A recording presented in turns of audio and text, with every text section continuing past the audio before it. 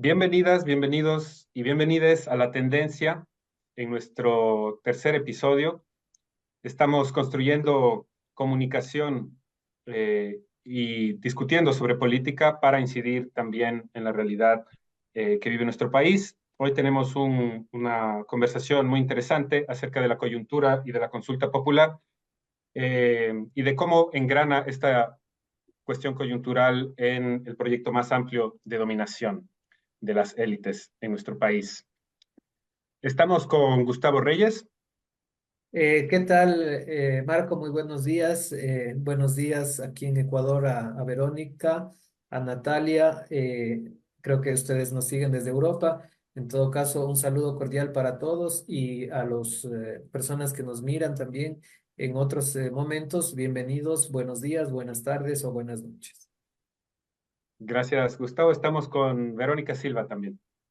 Hola amigos, qué gusto, amigas, qué bueno que estén con nosotros. Hola Nati, qué chévere que estés otra vez aquí en el programa.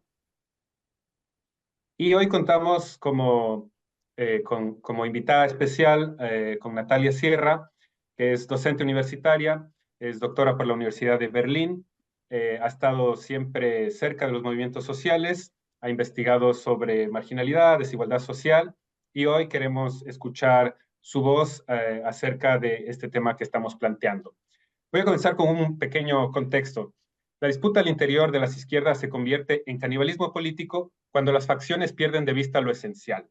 La deshumanización capitalista y la destrucción de los sistemas socioecológicos se materializa siempre mediante proyectos de dominación específicos.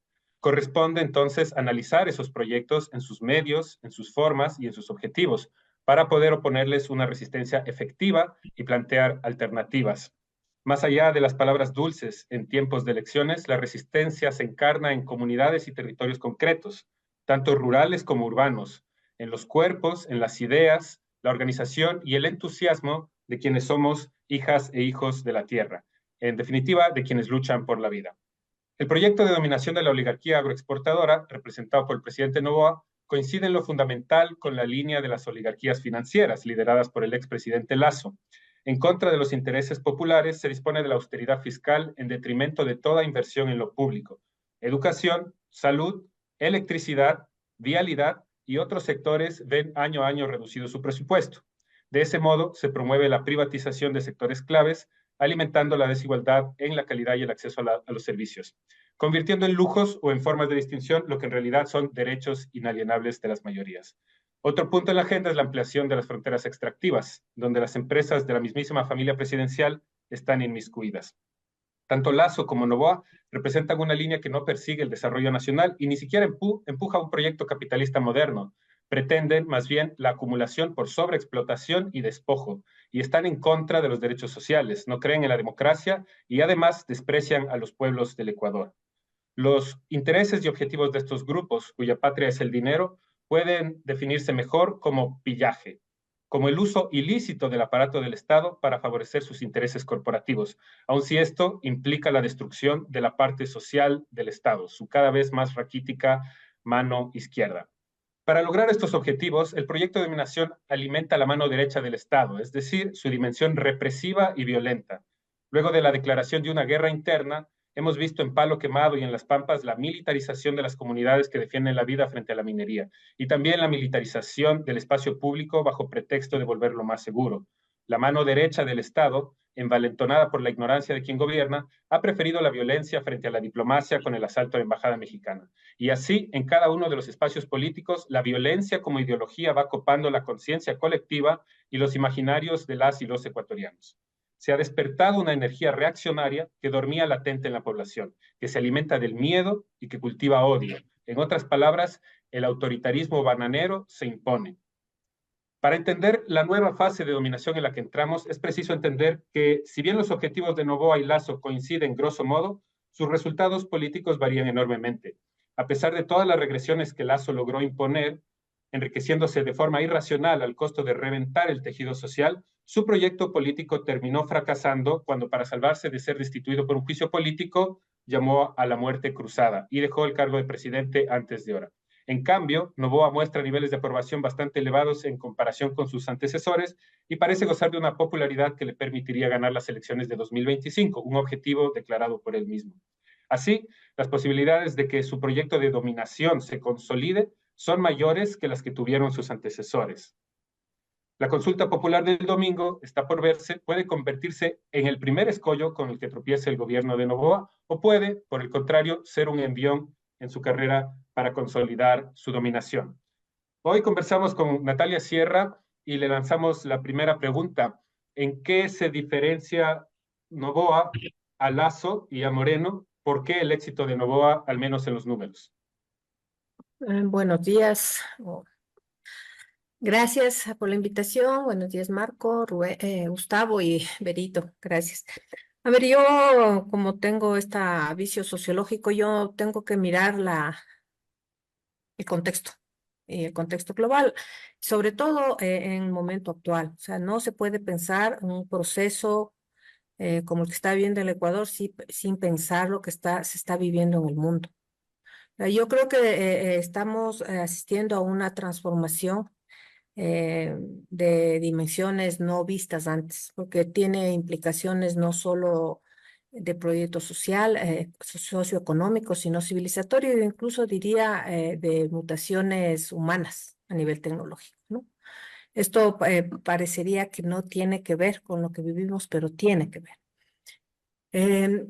Voy de ahí, de ese contexto que hay que tenerle siempre en cuenta, me voy un poco a ubicar en el momento de una crisis del neoliberalismo. Yo manejo la tesis de que el neoliberalismo se acabó, ¿sí? Y que estamos entrando a otro momento de la reproducción del capital. Y que para mí es un momento final del capitalismo, además, ¿no? Este momento en el que estaríamos ingresando es el dominio o estaría dominado por el capital criminal, es decir, como eje de la reproducción del valor en todas sus formas, ¿no? O en todas sus empresas. Aquí en el país esto se expresa más con el narcotráfico, pero son articulaciones, ¿no? O sea, narcotráfico, trata de personas, coyoterismo, el tráfico de armas, tráfico de especies silvestres, la minería ilegal, es decir, es como un holding, ya. ¿Verdad? Ese es el capital que ahorita está, creo yo, siendo articulador de la valorización del valor al menos en el mundo occidental. Pocos datos, ¿no? que están saliendo, yo recojo de los que levantan estos datos.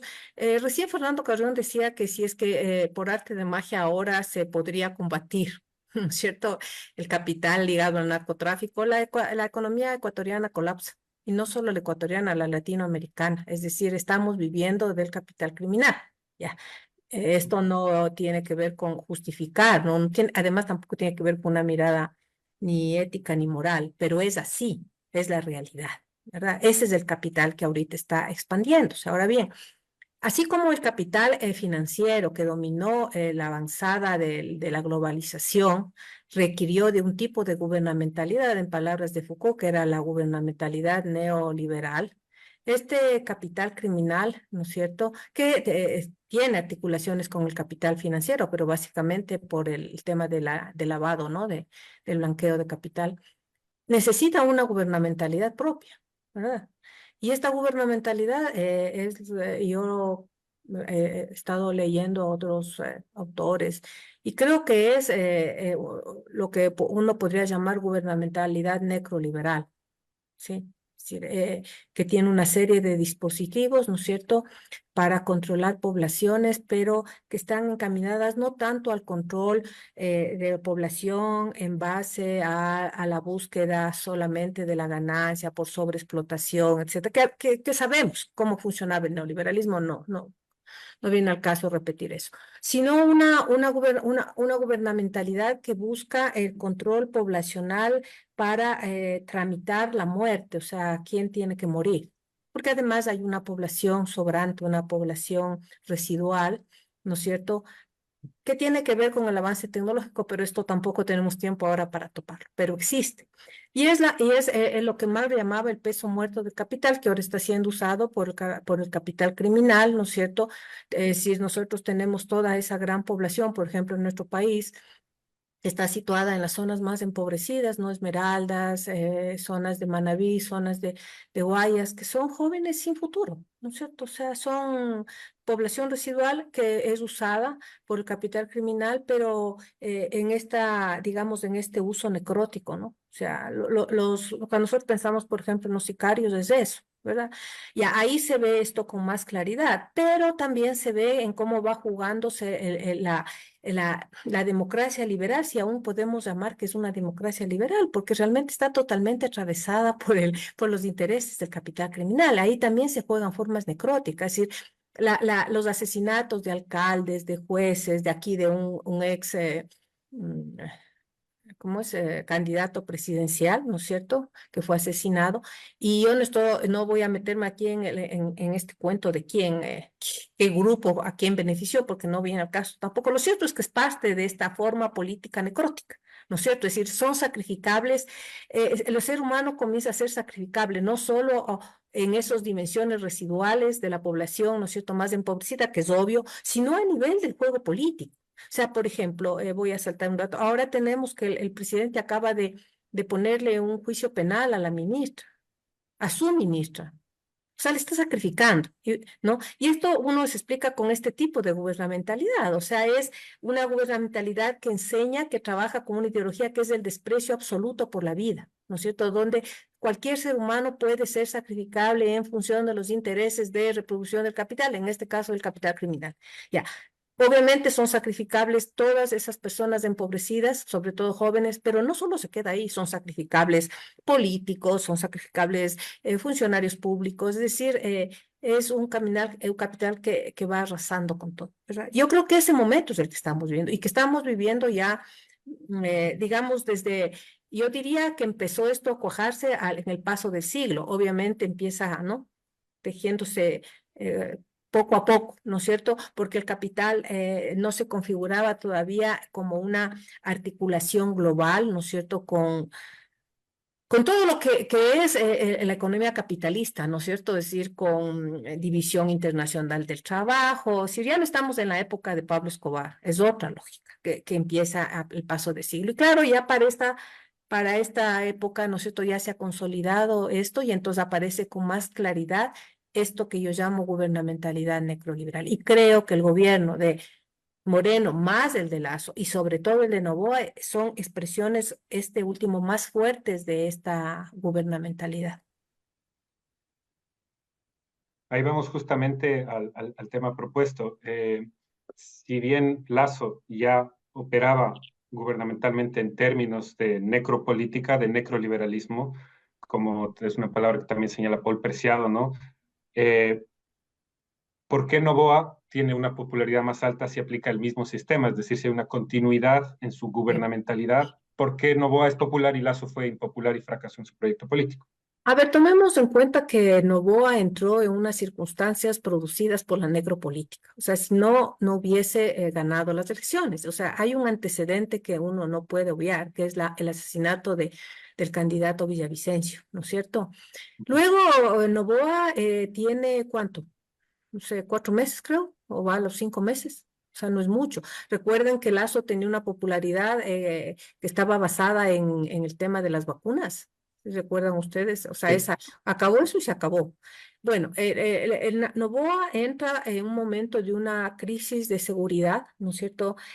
Donde la sociedad está arrinconada al miedo, y cuando la sociedad está arrinconada en el miedo, o sea, su respuesta, cómo responde, tiene dos formas, ¿no? O ataca o se somete totalmente a pidiendo que alguien le salve, así funciona.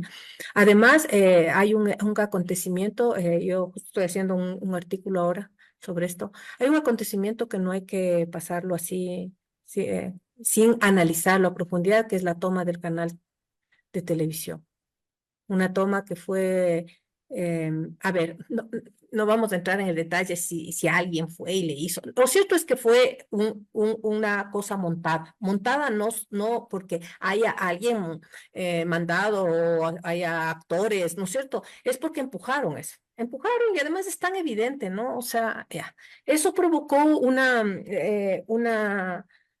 una situación que fue muy complicada para la gente, cuando los que estuvimos aquí la vivimos, ¿cierto? Pero además lo espectacularizaron, ¿cierto? Lo espectacularizaron para crear un miedo en la población. Y claro, frente al miedo, inmediatamente viene esto de la guerra, la guerra interna, ¿no es cierto?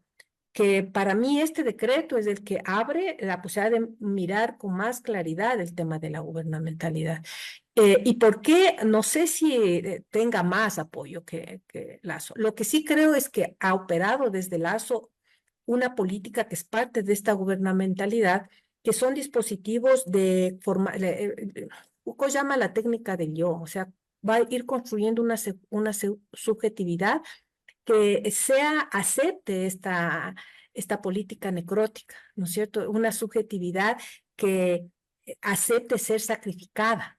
Y esto ya empezó desde Lazo. Tenemos ahí todo que digamos, un ejército de troles de medios de comunicación dedicados tanto a nivel internacional, más acá, dedicados a crear este tipo de subjetividad, una técnica de construcción de una conciencia, ¿no es cierto?, que es totalmente adversa a los derechos, es decir, a la defensa de la dignidad humana. Y uno puede ver esto en las redes sociales, ¿no es cierto?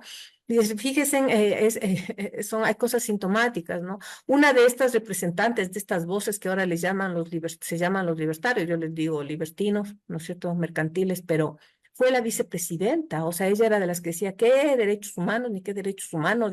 Y quería bajarse con todas las conquistas, ¿no? Sociales.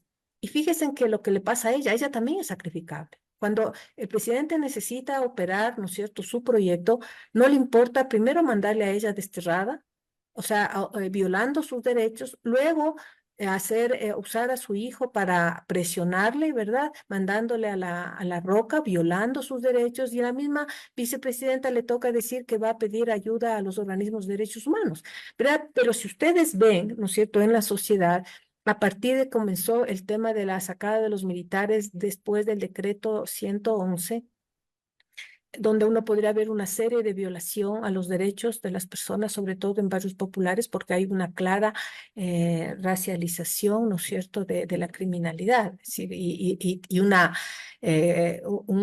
clasismo, si se quiere, ¿no? Llamarlo así, es decir, gente pobre, afrodescendiente, es decir, de ciertos sectores territoriales del país, ¿no es cierto? Es todo este juego colonial que todos sabemos, ¿no es cierto? Entonces, ya termino con esto. Me parece que la respuesta de la gente cuando veía esa violación y el ataque a los medios a los medios, perdón, a las organizaciones de defensa de los derechos humanos, mostraba ya la presencia de esta ideología que comenzó a operar desde, yo diría más o menos desde Lenin Moreno, ¿no? Con este odio absurdo al correísmo, este juego de correísmo, anticorreísmo, pero eso fue pretexto para ir avanzando en esta subjetividad fascistoide, ¿no es cierto?, que acepta ser sacrificada. Estimada Natalia, te saluda Gustavo. Realmente es muy preocupante lo que nos acabas de decir porque realmente se avisora una entrada de un nuevo tipo de capitalismo que en realidad todos los mínimos valores que pudiera tener prácticamente se quedan fuera y simplemente lo que ocurre es que la principal figura o quien esté detentando el poder debe mantenerse como sea sin importar sacrificar lo que sea. Pero más allá de este escenario crítico y que quizás lo podríamos solo comparar, digamos, ideológicamente con el propio fascismo que ya se vivió en algunas etapas en la propia Alemania, es cómo detenerlo y detenerlo a tiempo. Entonces yo quisiera más bien que tú nos profundices en una cuestión como más esperanzadora de por dónde dar los tiros, porque si por ejemplo en el gobierno de Moreno, de Lazo, con todas las dificultades que ahí había, tenía una asamblea que al menos desde el proyecto del correísmo quería mostrar esa especie de contrapeso. Y es por eso que siempre se les arrinconó hacia el espacio de tener un juicio político, la muerte cruzada, que finalmente terminó ejecutándose en el gobierno de Lazo. Pero ahora vemos que políticamente, al menos en las instituciones políticas, no hay una oposición real. Y la única que ha quedado, pues, es la organización indígena, pero asimismo vemos que este crecimiento que tiene por este tema del miedo y todo lo que tú nos has comentado, hace que sea difícil inclusive articularse desde esta misma organización que quizás nos queda como último reducto. Entonces, ¿cómo sería esa respuesta desde lo popular y ni siquiera desde lo popular, sino incluso hasta desde lo democrático para enfrentar este tipo de arremetidas del nuevo capitalismo, como tú lo has dicho? Justo estábamos la semana pasada estuvimos hablando con el Raúl Sibeki y el Juan Cubi en un espacio que ellos tienen, ¿no? Y realmente yo tengo que decir, ¿no? O sea, me cuesta, como nunca me ha costado en estos, no sé, más de 40 años de militancia que tengo, no tener respuestas posibles, o sea, y tengo que decirlo. O sea, creo que lo primero que yo he pensado, y le decía al Raúl, es mirar sin miedo el momento que estamos viviendo. Porque es tan complicado, ¿no es cierto?, que uno tiende a no mirar, ¿no? Y eso es peor. Entonces, mirar, tratar de entenderlo, de conocerlo, de comprenderlo, porque si no, no hacemos este ejercicio, va a ser difícil dar respuestas. Porque si damos respuestas, ¿no es cierto?, sin exactamente conocer lo que estamos enfrentando, esto en vez de ayudarnos a poder detener, puede darle aliento, ¿verdad? Esa es una primera cosa que yo creo, ¿no? Es necesario despojarse de muchas, incluso certezas teóricas, ¿no? Políticas para poder entender el momento. No es un momento fácil. Por ejemplo, una transformación en los clivajes ideológicos que dominaron el siglo XX, izquierda y derecha, ¿sí? Y ahora nos enfrentamos a otro tipo de contradicciones donde yo, por ejemplo, yo soy de izquierda y siempre me he definido así, he querido ubicarme desde la izquierda en este nuevo clivaje político a nivel global y es imposible, es imposible. Entonces, bueno, eso primero. Luego, a ver, ya en el Ecuador, ¿no es cierto? Eh,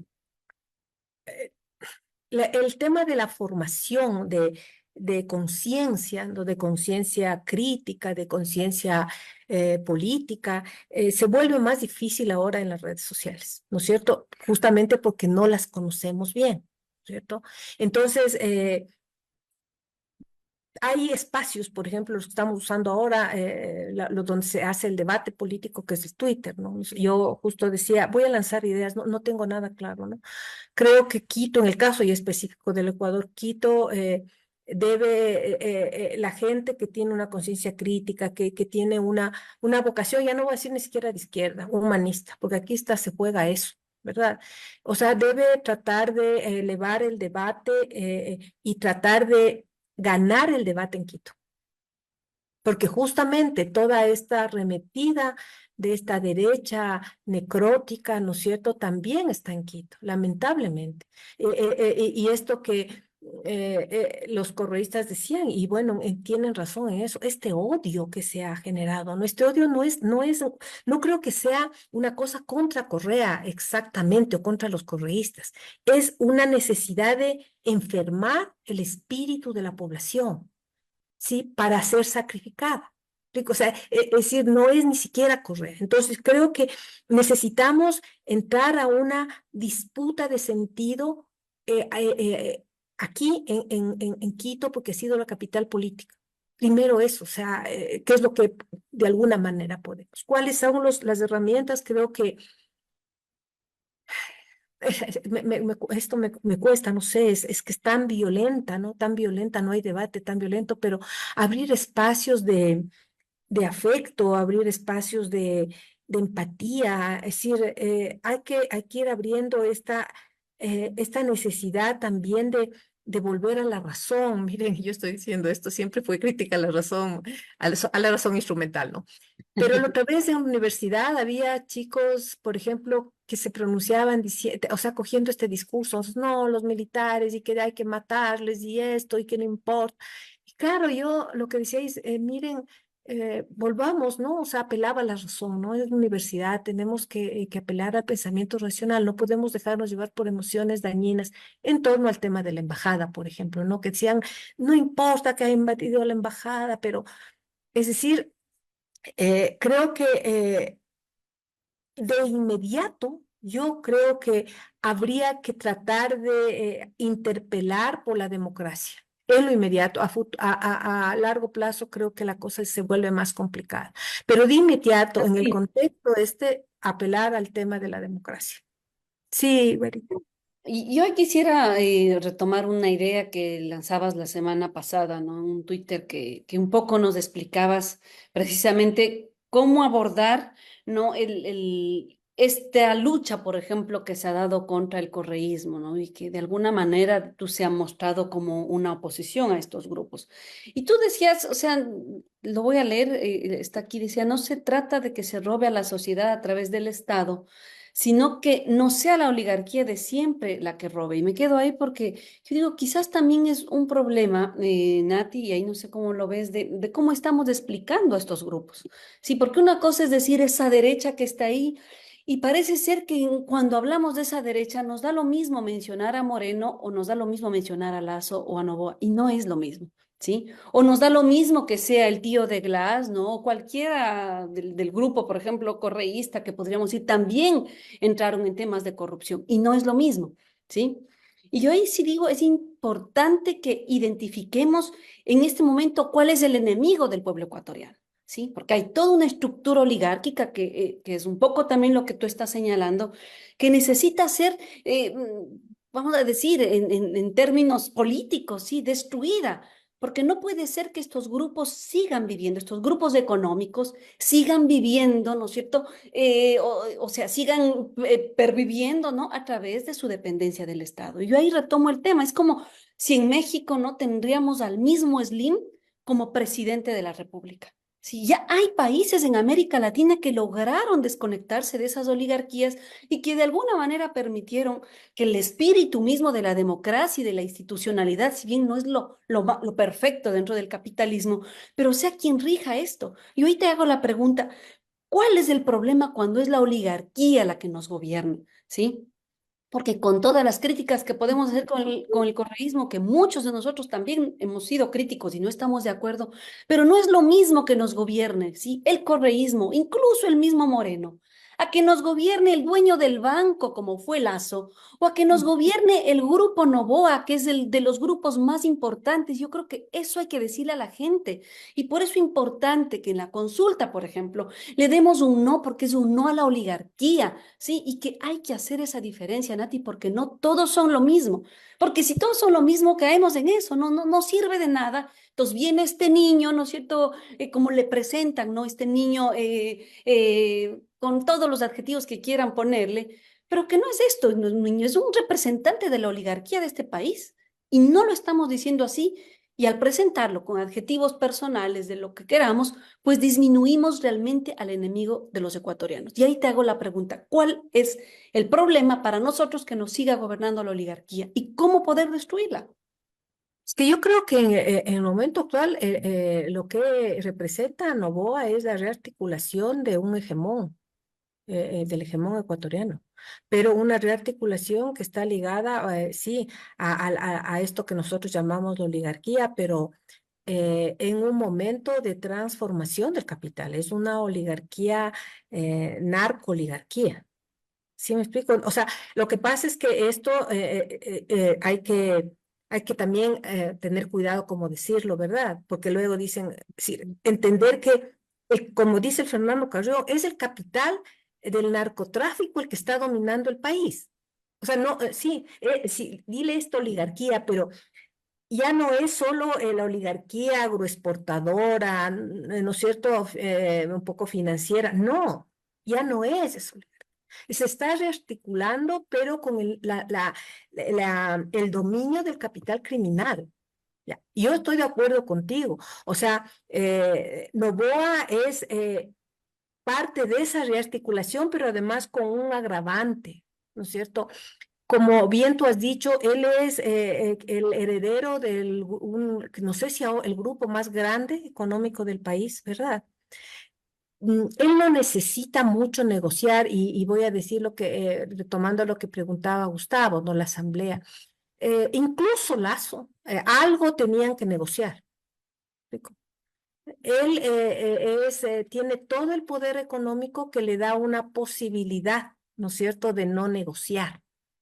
Y con todo el poder político, entonces es terriblemente peligroso. Más allá de él como persona, eso no nos interesa, ¿verdad? Exactamente, No, es peligrosísimo porque, mira, no se puede juntar, y es lo que yo decía cuando él estuvo de candidato, porque no sabía quién era, no conocía estas locuras que tiene ahora a nivel personal, pero solo el hecho de que tú entregues el poder político a aquellos que ya tienen el poder económico, o sea, exacto. no, es que eso no permite la república, o sea, el sentido, ¿no es cierto?, el principio republicano no permite eso. Es una barbaridad más allá de las personas. Si a eso le sumas que estamos en la reconfiguración de un hegemón, donde, en cuyo escenario está el capital criminal dominando, entonces esto es gravísimo, ¿verdad? Porque esto te destruye la democracia. Solo el hecho de que sea el heredero de la corporación Novoa, el presidente del Ecuador, te destruye el sentido democrático de la república, ya, empezando por ahí. Eso es lo grave. La pregunta es por qué llegó, ¿no es cierto? Yo creo que ahí son azares. Yo creo que ahí sí son azares. Y son azares ligados a la forma criminal en que se está manejando la política. Este, Muy interesante el análisis que estamos haciendo, que está compartiendo Natalia con nosotros. Voy a enganchar con esto último. ¿Por qué llegó? No hay ahí un clivaje etario que analizar. No hay en el caso de Noboa, tanto como en el de Bukele, una apelación a lo cool, a lo joven, como fuente de legitimidad política, que ocupa además medios de comunicación que permiten construir una hegemonía que ya no la pueden construir quienes no manejan esos medios de comunicación como el TikTok, como el Instagram, etcétera. Pongamos el caso de Lazo, intentó evidentemente contratando a Crudo Ecuador, darse un baño de popularidad en redes, con los zapatos rojos, etcétera, varias historias famosas, pero no tiene el impulso, ni se ve a sí mismo, no expresa su imagen, su corporalidad, no expresa esa juventud que sí expresa Noboa o que expresa Bukele, para ampliar un poco el análisis a nivel regional. ¿Cuánto de lo que estamos viendo de esta construcción de una nueva hegemonía, porque creo que esa es justamente la diferencia, que Lazo no logró construir esa hegemonía, sino solo la coerción, lo mismo que Moreno, pero Noboa por el momento, lamentablemente, y en eso puede ser más peligroso, no cuenta solo con el poder de la coerción, sino también con el consenso activo de quienes somos dominadas y dominados. Entonces, ¿qué papel juega la comunicación y los medios de comunicación, estos cambios tecnológicos de los que nos hablaban, en esta nueva configuración, esta nueva vuelta de un momento quizá incluso más peligroso que el gobierno de Lazo? Ven, eso, por eso decía que primero tenemos que conocer bien a qué enfrentamos. Esto que tú preguntas, Marco, abre toda una discusión que recién estamos empezando. Mira, voy a poner un dato, ¿no? Que yo le oía a uno de estas personas que hacen el marketing político en las campañas, que discutía con bueno, en una charla, digamos, muy respetuosa con el Durán Barba, el que le hizo la campaña a Petro, no me acuerdo el nombre, es un español, ya. Él decía, había escrito un libro que hasta ahora no puedo conseguir, que algo se llama La política de las emociones, me parece. Y él planteaba que ahora cuando hace las encuestas que se levanta para las campañas y todo esto, él dice que hasta hace poco él preguntaba, ¿te gusta o no te gusta? Que ya es gravísimo, ¿no es cierto? Imagínate si te gusta o no te gusta en un tema de candidatura política. Pero que ahora ni siquiera es te gusta o no te gusta. La pregunta es, ¿le abrazarías o no le abrazarías? Ya, imagínense, ¿no? Imagino. Imagínense. Entonces, claro, él contaba ahí, hacía referencia a Twitter y decía cuando Twitter pasó de la estrellita o lo que ahora es X al corazón. ¿Se acuerdan que antes era una estrella en vez de corazón? Entonces, este paso entre estrella, ¿no? A corazón, él decía, tampoco es inocente. O sea, el corazón implica un trabajo de la emocionalidad, ¿no es cierto?, de los individuos. Entonces, claro, nosotros vemos, por ejemplo, la campaña de Noboa, él no tiene partido, porque ya no es la época de los partidos, nosotros seguimos demandando, digamos, desde la democracia burguesa, la necesidad de un horizonte ideológico, de un horizonte político, de partidos, de militantes, de cuadros, ¿no es cierto? Pero ya no es así, es como la persona, esta persona.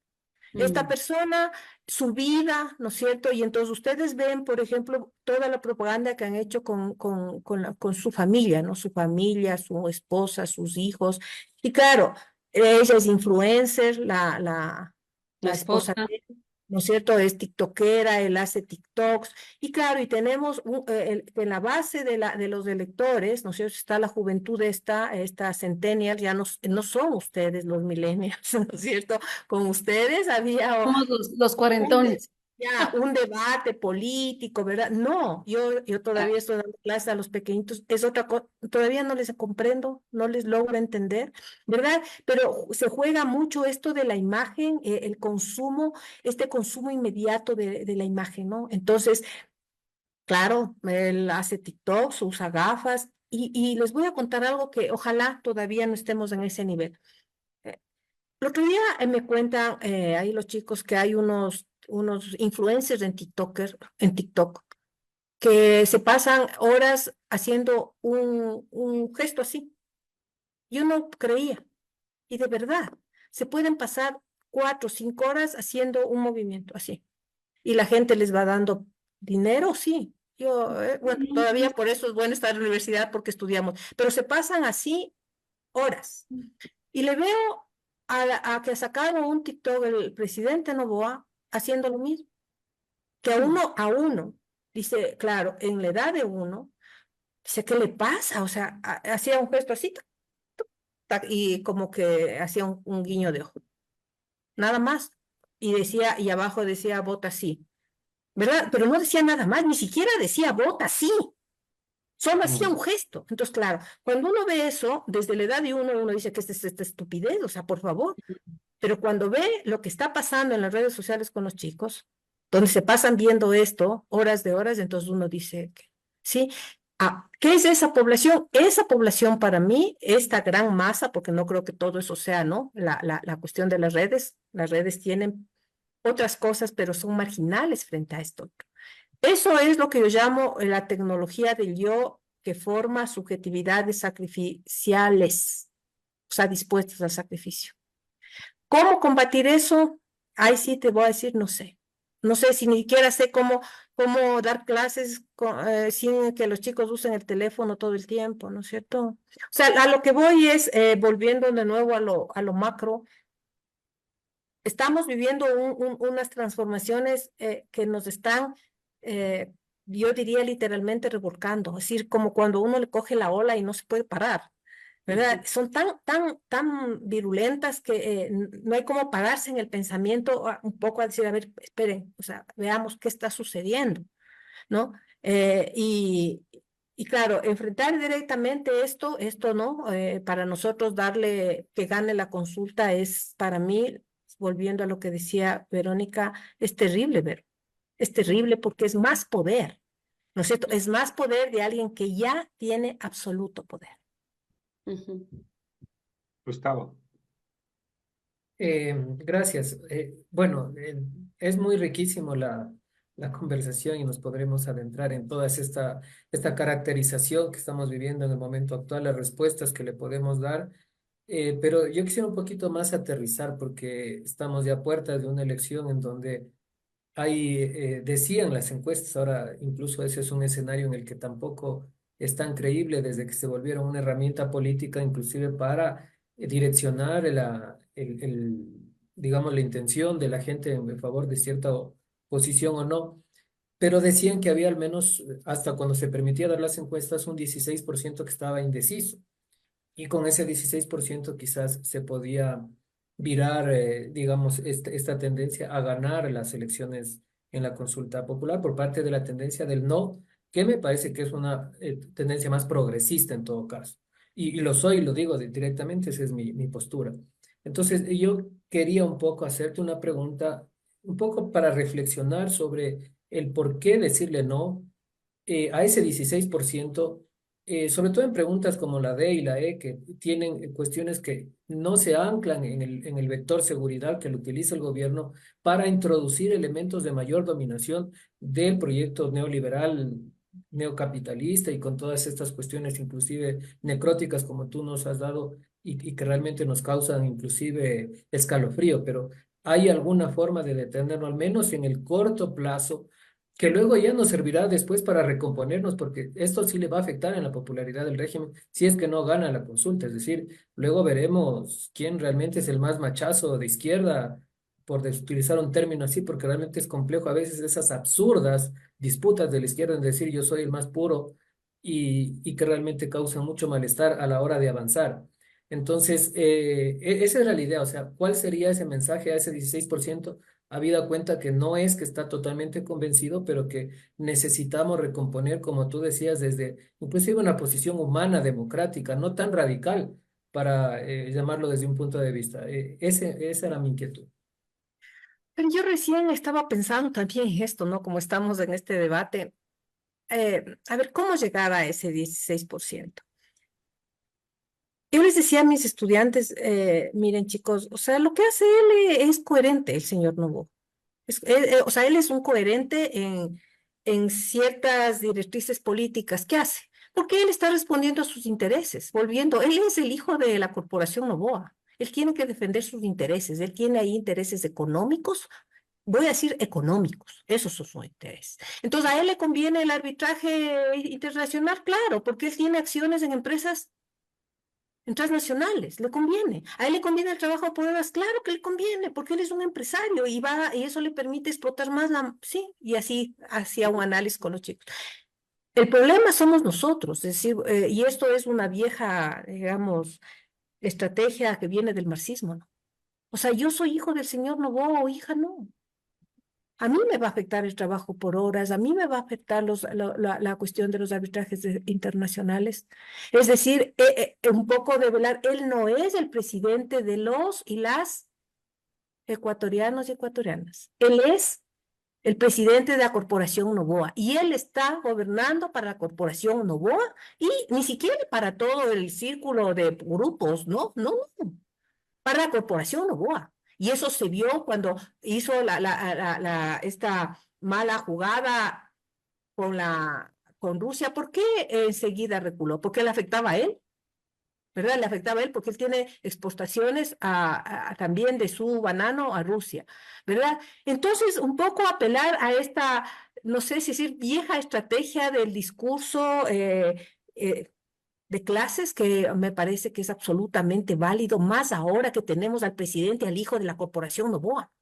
O sea, no son nuestros intereses, son los de él, y él está bien que defienda, por eso nosotros tenemos que decirle no, Claro. porque yo creo, y para dar un poco de esperanzas, yo siempre tengo espero del pueblo ecuatoriano porque siento que hay alguna reserva ética que sí, no sé de dónde viene, creo que viene del mundo andino. Hay una Mm. reserva ética que yo creo que a veces sale. Además veo ahora, ¿no? La gente en las tienditas se les está dañando sus productos, ¿no? Con lo que viven. Esto de dar 2 días de feriado, el feriado energético, ¿para quiénes sirve esto? Al 35% de gente que tiene trabajo formal, el resto de gente vive al día y si no trabaja, no come. ¿Verdad? Entonces siento que estas últimas cosas que ha hecho, estas últimas, ¿no es cierto?, que ya son de política estatal, digamos, o gubernamental, me parece que pueden afectar su popularidad. ¿No es cierto? Porque una cosa es estar haciendo en TikTok, mostrándoles a sus hijos, a la viña y todo lo demás y haciendo todo esto. Pero otra cosa es cuando la gente siente, siente y está sintiendo. O sea, si vamos a cortar, no vamos a cortar. Incluso gente de la derecha ya se ha puesto un poco enojada, ¿no es cierto? Obviamente le siguen defendiendo, pero por ejemplo, esto de ocultar que iban a cortar la luz, ¿no es cierto? Corten la luz en la noche para que no se den cuenta. Como que la gente, todo el mundo duerme, como que no hay gente que trabaja en la noche, ¿no es cierto? Para preparar sus cosas para el otro día. Se les reventó en la cara. Después que no vamos a cortar la luz. Luego que hay un sabotaje. Entonces, siento que además todavía creo yo que no hemos llegado al nivel de la absoluta posverdad, ¿no es cierto? Porque, por ejemplo, esto del sabotaje, de que, o sea, de que abrieron las compuertas, que vaciaron las represas, eh, eh, y después Una sale toda la vergüenza, gente ¿no? que entiende de esto a decir esto es una barbaridad. Entonces siento que esta estrategia del anticorreísmo que está usando ya está llegando a ser meme. Es decir, no sé si eso le perjudique, no sé, porque también para a construir un enemigo tiene que ser creíble el enemigo, pues, o sea, hay la construcción del enemigo, ¿no? Pero tiene que ser medianamente creíble. Pero cuando esto ya se vuelve un chiste, antes al menos, ¿no es cierto? La burla al poder era una forma de neutralizarle, de bajarle su poder.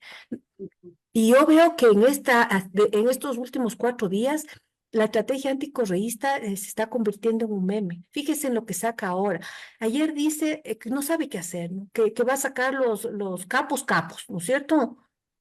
Y saca a un capo mexicano y a un colombiano que ya son de hace tiempos y la gente lo que comienza es a reírse y a decir, le faltó Pablo Escobar, le faltó, no sé, pues Zapata, bueno, y cosas así. Entonces, y esto de Correa, ¿no? Que no sé cuánto en esa población que no quiere esta disputa estúpida, ¿no es cierto?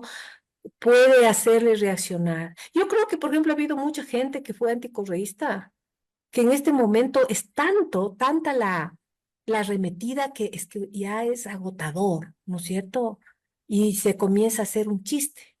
Entonces, no Pero puedo también hacer. hay ahí, quizás solo un paréntesis, pero también este agotamiento, este chiste que tú dices, o sea, nos perjudica porque quieras o no, en la construcción de una oposición, dejas de lado a la verdadera izquierda, pues. O sea, mira lo que ha hecho con el movimiento indígena, o mira lo que pasa ahora con el mismo Pachacuti, que di tú, podríamos ver en estas fuerzas una verdadera representación de grupos sociales, ¿no? Donde nos sentimos representados, pero no existe, o sea, esa oposición ni siquiera existe para el gobierno. Entonces, hacer del correísmo su enemigo les resulta incluso mucho más cómodo porque en esa línea tienen forma de destruirlo. Y ahí yo te diría, y quizás también yendo a lo que señalaba Gustavo, o sea, cómo poder articularnos desde la izquierda y poderle dar una respuesta, así como estos grupos oligárquicos logran confluir, ¿no es cierto?, en una política directa para destruir el Estado en sus beneficios, cómo nosotros desde la izquierda podemos convencernos y decir, bueno, aquí hay, no sé, digo, está un Pachacuti, por ejemplo, que puede ser una vía que articula las otras fuerzas que no tienen posibilidades en este momento de darnos representación. ¿Ves eso posible ahora que estamos a puertas también de una elección de Las- que Verás, viene? es lo que mucha gente estamos demandando, ¿no? Un poco que desde el progresismo hasta la izquierda también tenga una sensatez. Sí, o sea, es decir, ya es un momento crítico del país, o sea, también deben dejar digamos, sus peleas absurdas, ¿no es cierto? Y es más o menos como solo para detener, ¿sí ves? Desde mi punto de vista, un gran acuerdo socialdemócrata, lo digo así, ¿verdad? No digo ni siquiera de la izquierda, para que aglutine así, es lo único que yo veo de inmediato que puede detener, de inmediato. No voy a hablar a más largo plazo porque eso es más complejo, pero de inmediato, ¿no es cierto? Entonces, vos tienes que, tendría que ser lo más amplio desde lo que se decía el centro, ¿sí? Para la izquierda, lo más amplio, que bajen los niveles de beligerancia, ¿no es cierto? Porque no es bueno en un momento tan beligerante y no solo a nivel político, sino a nivel social. Si ves, eso la gente no quiere. Y hay que tomar en cuenta el tipo en medio de lo que pasó en las elecciones anteriores, que fue esto del asesinato, pero también se posicionó porque él no confrontó. Obviamente era un engaño, obviamente. Miren cómo está de desatado ahora.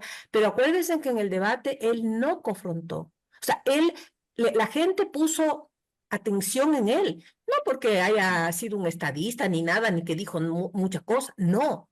Fue No dijo porque nada. no, exacto, no confrontó.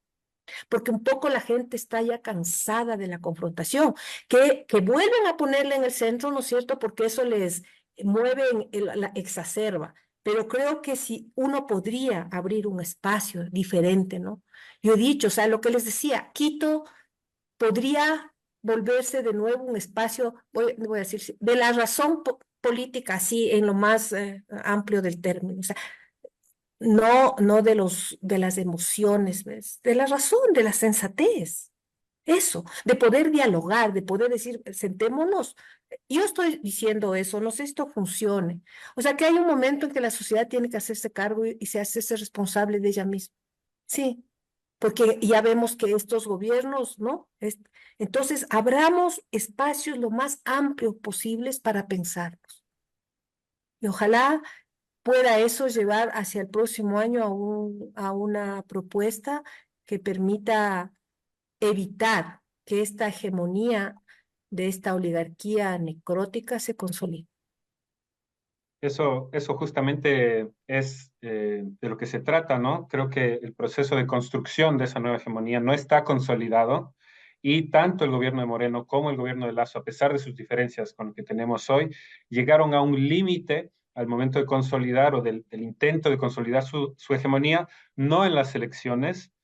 El uno ganó su consulta popular, el otro la perdió por diferencias de timing, etcétera, pero encontraron el límite a su proyecto de construcción de hegemonía con la respuesta de los movimientos sociales en las calles organizados, encontraron ahí como el límite. Entonces, también queda para pensar, y esta quizás sea la última pregunta, pase lo que pase en la consulta, el proyecto de Novoa está claro, es más peligroso porque cuenta con apoyo de muchos sectores, eh, pero puede llegar a encontrarse con ese tope porque sigue precarizando la vida, porque las soluciones reales al problema de la seguridad no están llegando, es decir, no se han atacado las causas reales y se ha producido mucho más un montón de imágenes, ¿no? De espectacularización de la política, poniendo a los militares en las calles, generando, por un lado, el miedo, como con la toma del canal, por otro lado, la respuesta a ese miedo, el Batman y el Robin de aquí hace falta mano dura y la vamos a poner. Pero ¿qué pasa cuando las condiciones se precarizan de tal forma que la gente tiene que salir a protestar, a enfrentar directamente ese movimiento? ¿Es posible ver eso independientemente de cuál sea el resultado de las elecciones? Bueno, yo creo que sí, digamos, en las dos preguntas, que son las preguntas del debate, ¿no? Que no son los distractores, digamos que gana el no, en la de las trabajo por horas y en el arbitraje, uno puede ahí tener un termómetro de que la conciencia social no está tan, ¿ah? No está tan golpeada. Uh -huh. ¿No? Y esas son las que entiendo que se están disputando. Ahora las otras, sacar a los militares, eso se entiende porque nos han metido, ¿no? Yo no estoy de acuerdo con eso, pero digamos, puede entenderse la reacción de la gente a votar sí en esas, ¿no? Ahora, independientemente del resultado, yo concuerdo contigo, Marco, él todavía le falta, bueno, casi un poquito menos de un año y ya empezamos digamos, el otro proceso electoral, de hecho, ya entramos en campaña. Y el tema ahí es que no sé si tengan la capacidad de poder no mostrar lo que es, porque de hecho ya lo está mostrando ahora. Uh -huh. Entonces, Jacobo García me parece que es un analista, yo concuerdo con él. Sí, hay que ver qué pasa después. O sea, esto de los apagones, él trató de sostener hasta pasadas las consultas y se le reventó. Esto no va a parar porque no es fácil, o sea, resolver. Dicen que más o menos va a ser un mes. De un mes a 2 meses, dicen los expertos, ¿no? En este tema energético. Esto le pasa factura a cualquier presidente, a cualquier presidente, ¿no? Uh -huh. Entonces, que gane la consulta, digamos, en el caso de que gane, ¿verdad? Hay que esperar. No creo que eso necesariamente diga que va a ganar las próximas elecciones. No creo. Y también depende mucho, por ejemplo, cómo, justamente lo que sea Berito, cómo actuamos nosotros. También hay que asumir responsabilidad, hacernos las autocríticas que tenemos que hacernos, todos y todas, y ver si es que podemos organizar algo para frenar esto. De hecho, él ya está, ¿no? Acaba de, o sea, eso le denuncian a Construye, le sacó de la papeleta, ¿no? También andan haciendo sus juegos ahí. Ah, le sacó, ya eso no sabía. Y no sabían, ese es el último escándalo. Le sacan por algún tema de que no ha presentado cuentas, está fuera. Entonces ya están ahora peleando con Construye. Están en un enfrentamiento ahorita la Romo con Novoa. Entonces Claro, porque quizás él son quiera luchas sacar, entre los mismos grupos de poder, o sea, es como tú dices. Es La que eso te digo, hegemonía que hay la un están peleando. reacomodo hegemónico, hay un reacomodo hegemónico y el tema es que Noboa no necesita negociar mucho. O sea, sí, pero también eso le puede pasar factura.